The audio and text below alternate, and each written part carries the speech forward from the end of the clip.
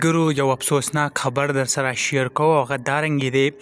د پښتو ډرامو او ورسره د سټیج اداکاره یعنې کوم ډانسونه به ډېر زیات کول منیبا شاه هغه نن چا په پېښور کې په ډزو باندې ایشتې ده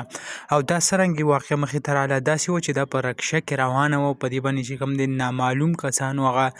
ډزې کړي دي د هغه ډزو په نتیجه کې چې کوم دی د دې مرګ مخې ته راغلی دی اوس یو پوسټ ما کتو په هغې کې خو ښودلی کېده ویلی کېده چې د دې کم خاوند چې و د هغې د لاسه دا په ډزو باندې ویشتې شوې ده او هغې به دا بار بار منع کوله شاید ډانسونه او داسې پروګرامونه چې دي هغه پرېږده نو دې به انکار کوو او د دې انکار له سبب چې کوم دی هغه دونه مجبوره شو چې په دې باندې ډزې وکړي او دغه ډزو په نتیجه کې چې دی هغه دا وفات شو دا خبر چې کوم دی پرون هغه د شپې مخې ته راغلی دی دا وخت په سوشل میډیا چلیږي که زه تاسو ته ویم د دې کم ډانسونه یا د پښتو ډرامې یا ګانې ډېرې زیاتې چې کوم دی هغه جوړې کړي دي یعنې د پښتو ژبې او د پښتو فلمونه چې کوم دی هغه هم کړي دي نو ما غوښته چې کوم دغه نوی خبر راغلی دی او دا کوم